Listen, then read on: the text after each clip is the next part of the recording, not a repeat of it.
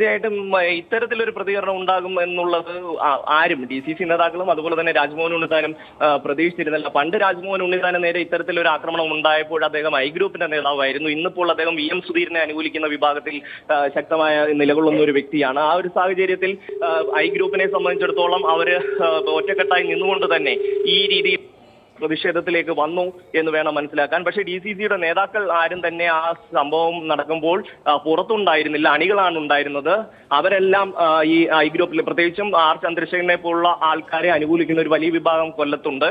ശൂരനാട് രാജശേഖരനെ പോലെയുള്ള ആൾക്കാർ ഐ ഗ്രൂപ്പിന്റെ ശക്തരായ നേതാക്കളാണ്, KC രാജൻ അടക്കമുള്ള നേതാക്കളും. അപ്പോൾ സ്വാഭാവികമായിട്ട് ഐ ഗ്രൂപ്പിന് വളരെ ശക്തമായ ഒരു ജില്ല തന്നെയാണ്. VM സുധീരനെ അനുകൂലിക്കുന്നവർ കാര്യമായി ജില്ലയിൽ ഇല്ല എന്ന് തന്നെ പറയാം. വളരെ കുറച്ച് ആൾക്കാർ മാത്രമാണ് KPCC അധ്യക്ഷനെ അനുകൂലിക്കുന്നവരുള്ളത്. അതുകൊണ്ട് തന്നെ ഭൂരിപക്ഷം വരുന്ന ആൾക്കാരും ഈ പറയുന്നത് പോലെ രാജ്മോഹൻ ഉണ്ണിത്താനെതിരായ ഒരു നിലപാടാണ് അണികൾ സ്വീകരിച്ചിട്ടുള്ളത്. അത് തന്നെയാണ് ഇത്തരത്തിൽ ഒരു വലിയ രീതിയിലുള്ള ഒരു കയ്യേറ്റത്തിലേക്ക് കലാശിച്ചത്.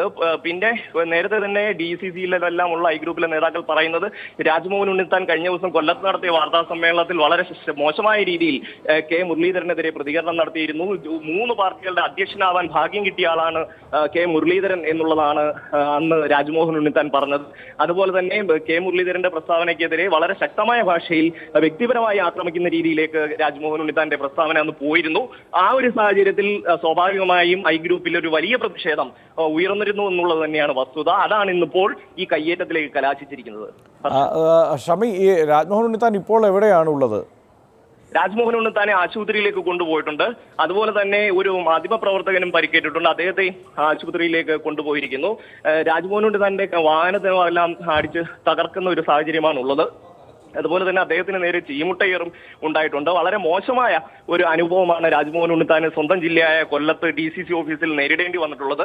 പക്ഷേ ഇത് സംബന്ധിച്ച് ഇതുവരെ നേതാക്കന്മാരുടെ ഒരു പ്രസ്താവനയോ മറ്റു കാര്യങ്ങളോ ഇല്ല. മാത്രവുമല്ല, ഇന്ന് പ്രതിപക്ഷ നേതാവ് രമേശ് ചെന്നിത്തല കൊല്ലത്ത് ചവറയിൽ മറ്റൊരു പരിപാടിയിൽ പങ്കെടുക്കാനും എത്തിയിട്ടുണ്ട്. അദ്ദേഹവും അല്പസമയത്തിനകം കൊല്ലം DCCയിലേക്ക് എത്തും എന്ന് വേണം പ്രതീക്ഷിക്കാൻ. അതിനുശേഷം മാത്രമായിരിക്കും ഇത് സംബന്ധിച്ച് ആലോചിച്ച ശേഷമായിരിക്കും ഏതെങ്കിലും തരത്തിലുള്ള ഒരു പ്രസ്താവനയിലേക്ക് നേതൃത്വം പോവുക. ഇന്നലെ വക്താവ് സ്ഥാനം രാജ്മോഹൻ ഉണ്ണിത്താൻ രാജിവെച്ചിരുന്നു. അദ്ദേഹത്തിന്റെ ഭരണം അത്ര മോശമായി എന്നുള്ളത് കൊണ്ടായിരിക്കും ഒരുപക്ഷെ KPCC അദ്ദേഹത്തിന്റെ രാജി സ്വീകരിച്ചിട്ടുള്ളത്. അതിനുശേഷം അദ്ദേഹം ഇതുവരെ ഒരു പ്രസ്താവന നടത്തിയില്ല എന്ന് വേണം പറയാൻ. പക്ഷെ ഇനിയിപ്പോൾ ഈ സംഭവത്തിന് ശേഷം രാജ്മോഹൻ ഉണ്ണിത്താൻ ഇതുമായി ബന്ധപ്പെട്ട് പ്രതികരണം നടത്തും എന്ന് വേണം മനസ്സിലാക്കാൻ. ഇപ്പോൾ CG കടക്കൽ കൂടി ചേരുകയാണ് തിരുവനന്തപുരത്ത് നിന്ന്. CG, രാജ്മോഹൻ ഉണ്ണിത്താന് നേരെ ഒരു കയ്യേറ്റം ഉണ്ടായിരിക്കുന്നു, വീണ്ടും ഒരു കയ്യേറ്റം ഉണ്ടായിരിക്കുന്നു എന്ന് തന്നെ വേണം പറയാൻ. കാരണം സമാനമായ അനുഭവം മുമ്പും രാജ്മോഹൻ ഉണ്ണിത്താൻ ഉണ്ടായിട്ടുള്ളതാണ്. ഇപ്പോഴത്തെ ഈ സാഹചര്യത്തിൽ കോൺഗ്രസിലെ തർക്കം അത് ഏത് വഴിക്ക് നീങ്ങാനാണ് സാധ്യത? ഈ വിഷയത്തിൽ എന്തായാലും പാർട്ടിയുടെ ഇടപെടൽ ഉണ്ടാകും. ഹൈക്കമാൻഡിൻ്റെ ഇടപെടലും കേരള വിഷയങ്ങളിൽ ഉണ്ടാകുമെന്ന് ഉറപ്പായി.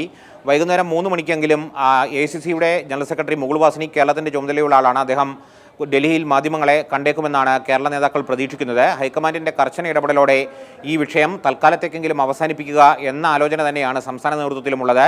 സുധീരൻ, ഉമ്മൻചാണ്ടി, രമേശ് ചെന്നിത്തല തുടങ്ങിയ ആളുകളുടെ പ്രതികരണവും ഇന്ന് തന്നെ നമ്മൾ പ്രതീക്ഷിക്കുന്നുണ്ട്. പക്ഷേ കാര്യങ്ങൾ വഷളാക്കുന്നത് കൊല്ലം DCCയിലെ സംഭവമാണ്. രാജ്മോഹൻ ഉണ്ണിത്താന് നേരെ കയ്യേറ്റ ശ്രമം കൊല്ലം DCCയിൽ ഉണ്ടായി. കൊല്ലം നേരത്തെ തന്നെ ഈ വിഷയങ്ങളിൽ, കോൺഗ്രസിൻ്റെ ഗ്രൂപ്പ് വിഷയങ്ങളിൽ ഐ ഗ്രൂപ്പിൻ്റെ ഉറച്ച കോട്ടയായി നിന്ന മേഖലയാണ് കൊല്ലം. വികാരപരമായി പ്രശ്നത്തെ സമീപിക്കുന്ന നിരവധി ഐ ഗ്രൂപ്പ് അണികൾ ഉള്ള മേഖല കൂടിയാണ് കൊല്ലം. അതുകൊണ്ട് തന്നെ കൊല്ലത്ത് ഇത്തരത്തിലൊരു സംഭവം ഉണ്ടാകുമെന്ന് രാജ്മോഹൻ ഉണ്ണിത്താൻ പങ്കെടുക്കുന്ന പരിപാടിയിൽ പ്രതിഷേധമുണ്ടാകും എന്ന് പ്രതീക്ഷിച്ചിരുന്നതുമാണ്.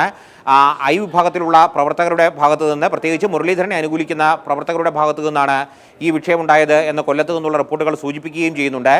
സമാനമായ രീതിയിൽ 2004-ലും രാജ്മോഹൻ ഉണ്ണിത്താനും ശരത്ചന്ദ്ര പ്രസാദിനുമെതിരെ നടന്ന കയ്യേറ്റം, പ്രിയദർശിനി പ്ലാനറ്റോറിയത്തിന് മുന്നിൽ നടന്ന കയ്യേറ്റ ശ്രമം, ഈ അർത്ഥത്തിൽ നമുക്ക് ഈ സാഹചര്യത്തിൽ ആ പഴയ സംഭവത്തിന് സമാനമായ രീതിയിൽ തന്നെയാണ് കൊല്ലത്തും സാഹചര്യങ്ങൾ എത്തിയിരിക്കുന്നത്.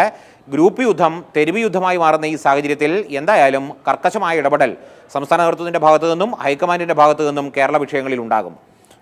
CG, ഇന്നിപ്പോൾ ഈ പരിപാടിയിൽ പങ്കെടുക്കാൻ പ്രധാനപ്പെട്ട നേതാക്കൾ തന്നെ, ജില്ലയിലെ നേതാക്കൾ എല്ലാവരും അവിടെ ഉണ്ടായിരുന്നു. അപ്പോൾ നേതാക്കളുടെ കൂടി അറിവോടെയാണ് ഈ ഇത്തരത്തിലൊരു സംഭവം ഉണ്ടായത് എന്ന് വേണോ കരുതാൻ?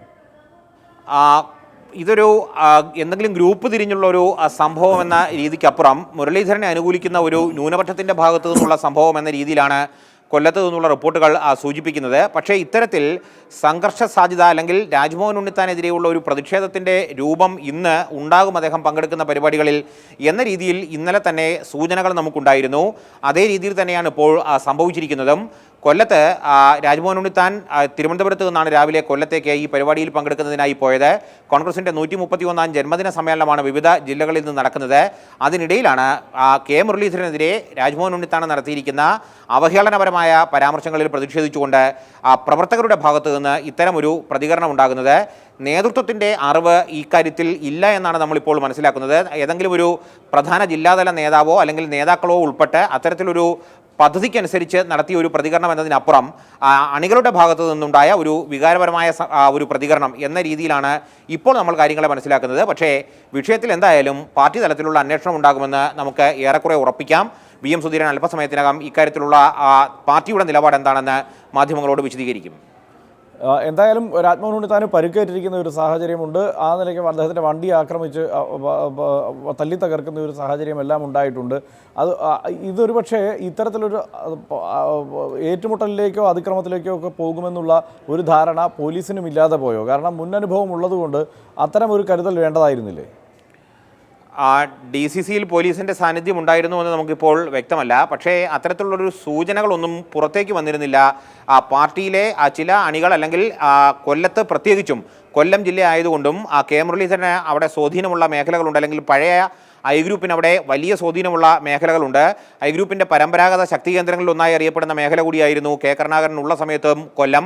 അങ്ങനെ ആ മേഖലയിൽ ഇത്തരത്തിലൊരു വികാരപരമായ പ്രതികരണം ചില അണികളുടെ ഭാഗത്തു നിന്നുണ്ടാകും എന്നത് പ്രതീക്ഷിതവുമായിരുന്നു.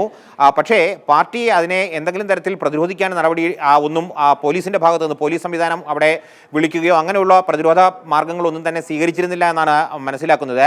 മാത്രവുമല്ല രാജ്മോഹൻ ഉണ്ണിത്താൻ്റെ വാഹനം കൊല്ലം